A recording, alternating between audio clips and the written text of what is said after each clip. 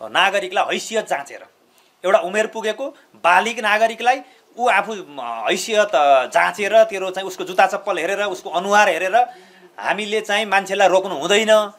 रोक्नु पर्यो भने तथ्यगत आधारमा मात्रै रोक्नुपर्छ र त्यस्तो रोक्नु पर्यो भने हामी प्रहरी कहाँ पठाउँछौँ भनेर यहाँहरूलाई भनेका थियौँ र यो मापदण्ड परिमार्जन गर्ने कुरा अगाडि बढाउँछौँ भनेका थियौँ। आज यही मापदण्ड हामीले परिमार्जन गरेका छौँ। हिजो गृह मन्त्रालयमा माननीय मन्त्री स्तरको निर्णय अनुसार त्यो मापदण्ड परिमार्जन भएको छ। तपाईँको चाहिँ अध्यागमन नियमन र सहजीकरण यो दुईटा कुराहरू छन्।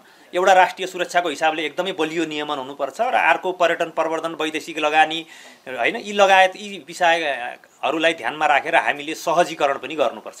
यी दुईटा बीचको सहजीकरणका नाममा सुरक्षा खोकुलो हुनु भएन, हाम्रो इन्ट्रेस्टमा अन्य मान्छेहरूले आउन सक्नु भएन र तपाईको नियमनका नाममा यति कडाई पनि हुनु भएन जसले चाहिँ हाम्रो पर्यटन लगायत अरू आर्थिक गतिविधिहरूमा त्यसले साँघुरोपन ल्याओस्। तपाईको यो भिजिट भिसासँग सम्बन्धित मापदण्डलाई चाहिँ हामीले परिमार्जन गरेका छौँ। यो मापदण्ड चाहिँ हिजोको मन्त्री स्तरीय निर्णयबाट यो निर्णय भएको छ र आजैका मितिदेखि कार्यान्वयन हुन्छ।